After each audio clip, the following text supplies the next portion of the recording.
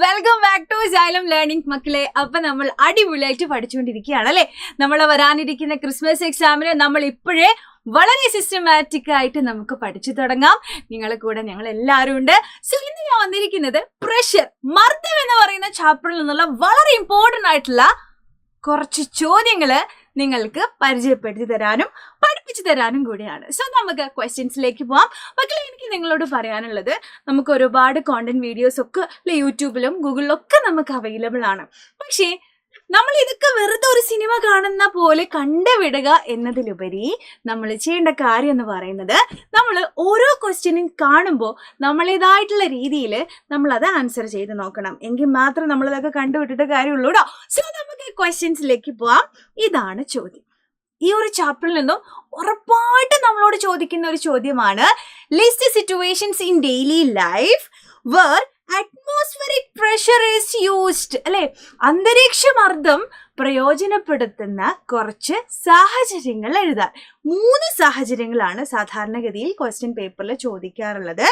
So 3 കേസുകൾ ഉറപ്പായിട്ട് നിങ്ങൾ പഠിച്ചിട്ട് വേണം പരീക്ഷയ്ക്ക് പോകാൻ. സോ നമുക്ക് പരിചയപ്പെടാം. വളരെ ഇമ്പോർട്ടൻ്റ് ആയിട്ട്, അല്ലെങ്കിൽ നിങ്ങൾക്ക് എപ്പോഴും എഴുതി കൊടുക്കാൻ പറ്റുന്ന ഒരു എക്സാമ്പിൾ ആണ് drinking juice using A straw. നമ്മൾ സ്ട്രോ ഉപയോഗിച്ചിട്ട് ജ്യൂസ് ഇങ്ങനെ മുകളിലേക്ക് വലിച്ചു കുടിക്കുന്നത് അല്ലെ, അന്തരീക്ഷ മർദ്ദം പ്രയോജനപ്പെടുത്തുന്ന ഒരു കേസാണ്. ആൻഡ് നിങ്ങൾക്ക് എഴുതി കൊടുക്കാൻ പറ്റുന്ന മറ്റൊന്നാണ് ഫൗണ്ടൻ പേനയിൽ മഷി നിറക്കുന്നത് കേട്ടോ. ഇപ്പൊ നമ്മളിങ്ങനെ ഇപ്പൊ മഷി നിറച്ചിട്ടുണ്ടല്ലേ, പക്ഷെ പണ്ട് ഇങ്ങനെ ഇതുപോലെയുള്ള ഇങ്ക് പോട്ടുകൾ ഉണ്ടാകും. ഇങ്ങനെയുള്ള മഷി കുപ്പികൾ ഉണ്ടാകും. അതിൽ നിന്നും ഫില്ലർ ഉപയോഗിച്ചിട്ട് മഷി എടുത്തിട്ട് നമ്മളുടെ ഇങ്ങനെ റീഫില്ലർ ആണ് കേട്ടോ. ഇതാണ് നമ്മുടെ ഫില്ലർ എന്നാണ് ഇതിന് പറയാം. നമ്മളുടെ പെന്നിന്റെ ഉള്ളിലുള്ള റീഫില്ലറിൽ നമ്മൾ എന്ത് ചെയ്യും, അത് നിറക്കും. അങ്ങനെയാണ് പണ്ടൊക്കെ നമ്മൾ എന്ത് ചെയ്തിരുന്നത് അല്ലെ, മഷിയൊക്കെ നിറച്ചിട്ട് തന്നെ എഴുതി. ഞാനൊന്നും അങ്ങനെയല്ല എഴുതിയത്, ഞാനൊക്കെ നിങ്ങളെ പോലെ തന്നെയാണ്. അപ്പൊ ഇതൊരു എക്സാമ്പിൾ ആണെന്ന് മനസ്സിലാക്കി വെക്കുക. നെക്സ്റ്റ് ചോദ്യമാണ് നെക്സ്റ്റ് എക്സാമ്പിൾ ആണ് സിറിഞ്ചിന്റെ പ്രവർത്തനം, വർക്കിംഗ് ഓഫ് സിറിഞ്ച്. അപ്പൊ 3 കേസുകളെങ്കിലും നിങ്ങൾ പഠിച്ചു വെക്കണം. Drinking juice using A straw, അതുപോലെ തന്നെ നിങ്ങൾക്ക് എഴുതാം ഫൗണ്ടൻ പേനയിൽ മഷി നിറക്കുന്നത് നിങ്ങൾക്ക് എഴുതാം, അതുപോലെ തന്നെ സിറിഞ്ചിന്റെ പ്രവർത്തനം. ഇത്രയും കാര്യങ്ങള് ഉറപ്പായിട്ടും നിങ്ങൾ എന്ത് ചെയ്യണം, പഠിച്ചിട്ട് പോകണം കേട്ടോ. ഓക്കെ, സെറ്റാണല്ലോ. അതുപോലെ തന്നെ ആസ്ട്രോണറ്റ്സ് അല്ലെ, അവർ ഏതെങ്കിലും ഒരു ഡ്രസ്സ് ഇട്ടിട്ടാണോ, അവരിട്ട ഡ്രസ്സിലാണോ അല്ലെ ബഹിരാകാശത്തേക്ക് പോവാറല്ല. അവര് സ്പെഷ്യലി മെയ്ഡ് ആയിട്ടുള്ള പ്രത്യേകതരം വസ്ത്രങ്ങൾ അല്ലെ ധരിച്ചിട്ടാണ് ബഹിരാകാശത്തേക്ക് പോവാറ്. അപ്പൊ ഇത്രയും കാര്യങ്ങളൊക്കെ നിങ്ങൾ മനസ്സിൽ എന്ത് ചെയ്യണം, ഓർത്ത് വെക്കണം കേട്ടോ. അങ്ങനെ ചോദിക്കുന്ന മറ്റൊരു ചോദ്യമാണ് ഇതുപോലെയുള്ള ഒരു ചോദ്യം. നമുക്ക് കുറച്ച് എക്സാമ്പിൾസ് തരും, എന്നിട്ട് എന്ത് പറയും, അതിന്റെ കാരണം അല്ലെങ്കിൽ റീസൺ എഴുതാൻ നമ്മളോട് പറയും. സോ നിങ്ങൾക്ക് ഇംഗ്ലീഷും കാണാം, മലയാളവും ഇവിടെ കാണാം. ഫസ്റ്റ് ആണ്, ചരക്ക് വാഹനങ്ങൾക്ക് ടയറുകളുടെ എണ്ണം കൂടുതലായിരിക്കും. ശരിയാണ് അല്ലെ. സാധാരണ ഒരു കാറിനോ അല്ല ഒരു ബൈക്കിനോ അല്ലെങ്കിൽ മറ്റുള്ള വണ്ടികൾക്കുള്ള പോലെയല്ല ചരക്ക് വാഹനങ്ങൾ, അതായത് ഈ ലോഡ് കൊണ്ടുപോകുന്ന ഹെവി വെഹിക്കിൾസിന്റെ ടയറൊക്കെ നിങ്ങൾ ശ്രദ്ധിച്ചാൽ അവരിതിന് കുറേ ഉണ്ടാവും അല്ലെ.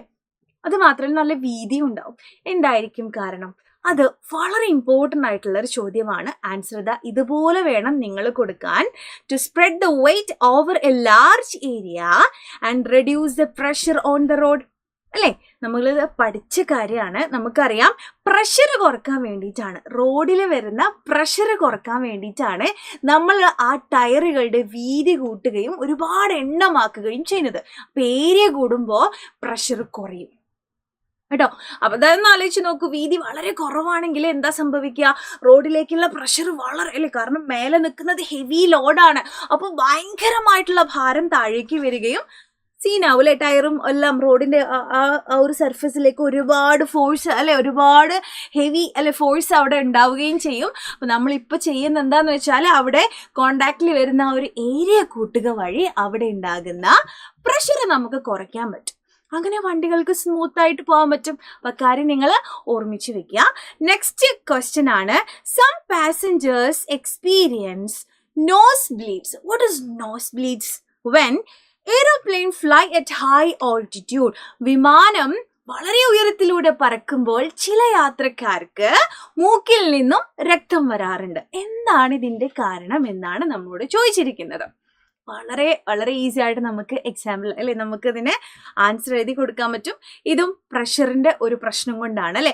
ഉയരത്തിലേക്ക് പോകുമ്പോൾ അല്ലെങ്കിൽ ഹൈ ഓൾട്ടിറ്റ്യൂഡിലേക്ക് എത്തുന്ന സമയത്ത് അതിന് ചുറ്റുമുള്ള അല്ലെങ്കിൽ അവിടെയുള്ള എയർ പ്രഷർ ഡിക്രീസസ് കുറയാണ് ചെയ്യുക.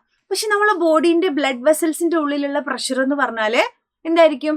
അത് അല്ലെ ഒരു മാറ്റമൊന്നും ഉണ്ടാവില്ല. അപ്പം ഇവിടെ നമുക്ക് എങ്ങനെയാണോ ഉള്ളത് അല്ലെ അത് തന്നെയായിരിക്കും നമ്മൾ മുകളിൽ പോകുമ്പോഴും. പക്ഷേ അവിടെ പുറത്തുള്ള പ്രഷർ എന്തായിട്ടുണ്ട്? കുറഞ്ഞിട്ടുണ്ട്. അപ്പൊ നമ്മളെ ബ്ലഡ് വെസൽസിന്റെ ഉള്ളിൽ കൂടുതലും പുറത്തെന്താണ് കുറച്ചും. അങ്ങനെ വരുന്ന സമയത്ത് ആണ് നമുക്ക് എന്ത് വരുന്നത്? നോസ് ബ്ലീഡ് ഒക്കെ വരുന്നത് അല്ലേ. കാരണം എന്താണ്? അപ്പം നമ്മളെവിടെയുള്ള കുറച്ച് ബ്ലഡ് വെസൽസ് ഒക്കെ പൊട്ടിയിട്ടാണ് ബ്ലഡ് വരുന്നത്. അപ്പൊ കാര്യം എന്ത് ചെയ്യുക? മനസ്സിലാക്കി വെക്കുക. മലയാളത്തിലും ഇതിന്റെ എക്സ്പ്ലനേഷൻ ഇവിടെ കൊടുത്തിട്ടുണ്ട്. ഉയരത്തിൽ പുറത്തെ വായുവിന്റെ മർദ്ദം കൂടുന്നു, പക്ഷേ ശരീരത്തിനുള്ളിലുള്ള രക്തസമ്മർദ്ദം അതേപടി തുടരുന്നു. അതായത് നമ്മുടെ ബ്ലഡ് വെസൽസിന്റെ ഉള്ളിലുള്ള ആ ഒരു പ്രഷർ ഉണ്ടല്ലോ അത് അതുപോലെ തുടരുകയാണ്, പക്ഷെ പുറത്ത് കുറവാണ് അല്ലേ. അപ്പൊ ഇവിടെ കൂടുതലും പുറത്ത് കുറവാകുമ്പോ എന്താകും? സീനാകും. അതാണ് അതിന്റെ കാരണം കേട്ടോ. അത് നിങ്ങൾ നിർബന്ധമായിട്ടും പഠിച്ചിട്ട് വെക്കണം. ഇമ്പോർട്ടൻ്റ് ആയിട്ടുള്ള ക്വസ്റ്റ്യൻ ആണ്. ഇനി അടുത്തൊരു ചോദ്യത്തിലേക്ക് പോവാം. ഇത് നിങ്ങൾ എന്ത് ചെയ്യണം? കമന്റ് ആയിട്ട് അറിയിക്കണം. ഈ ചാപ്റ്റർ നിങ്ങൾക്ക് എങ്ങനെ ഫീൽ ചെയ്യുന്നു എന്ന് നിങ്ങൾക്ക് ഈ ഒരു ക്വസ്റ്റ്യൻ കണ്ടാൽ തന്നെ നിങ്ങൾക്ക് മനസ്സിലാവും. ഉറപ്പായിട്ട് മക്കളെ എഴുതി വെച്ചോ. ഇമ്പോർട്ടൻ്റ് മാത്രമല്ല, ഇത് എക്സാമിന് ഒരുപാട് പ്രാവശ്യം ചോദിച്ചിട്ടുള്ള ക്വസ്റ്റ്യൻ ആണ്. സോ എന്താണ് ചോദ്യം നോക്കൂ. ഒരു കുപ്പിയിൽ വെള്ളം നിറച്ച് വെച്ചിട്ടുണ്ട് അല്ലെ. എന്നിട്ട് എന്ത് ചെയ്തിട്ടുണ്ട്? അതിൽ നിന്ന് ബബിൾസ് ഇങ്ങനെ പൊങ്ങി വരുന്നുണ്ട്. ABCD ഇതിൽ ഏതാണ് കറക്റ്റ്? ആ ബബിൾസിന്റെ സൈസ് നോക്കിയിട്ടാണ് നമ്മളത് മനസ്സിലാക്കേണ്ടത്. A ആണോ, B ആണോ, C ആണോ, D ആണോ കറക്റ്റ് എന്നുള്ളത് ഉറപ്പായിട്ടും നിങ്ങളോട് എക്സാമിന് ചോദിക്കുന്ന ചോദ്യമാണ്. ഉറപ്പായിട്ടും ഇത് പഠിച്ചു വെച്ചിരിക്കണം. സോ ഇത് ഞാനല്ല ഡിസ്കസ് ചെയ്യുന്നത്, ഇത് നിങ്ങൾ എനിക്ക് ഡിസ്കസ് ചെയ്ത് തരണം കമന്റ്സിലൂടെ കേട്ടോ. അപ്പൊ ഞാൻ നോക്കും നിങ്ങൾക്ക് ഇതിന്റെ ആൻസർ കറക്റ്റ് ആയിട്ട് പറയാൻ പറ്റുന്നുണ്ടോ എന്നത് ഉറപ്പായിട്ടും ചോദിക്കുന്ന ചോദ്യമാണ്. സോ ഇമ്പോർട്ടൻ്റ് ആയിട്ട് എടുക്കുക. ഇതിന്റെ കാരണവും നിങ്ങൾ പഠിച്ചു വെക്കുക. നിങ്ങൾക്ക് കിട്ടുന്നില്ലെങ്കിൽ നിങ്ങളവിടെ കമന്റ് ആയിട്ട് അറിയിക്കുക. അടുത്ത ക്ലാസ്സിൽ ഇതിന്റെ എക്സ്പ്ലനേഷനുമായിട്ട് ഞാൻ വരാം. So thank you so much dears.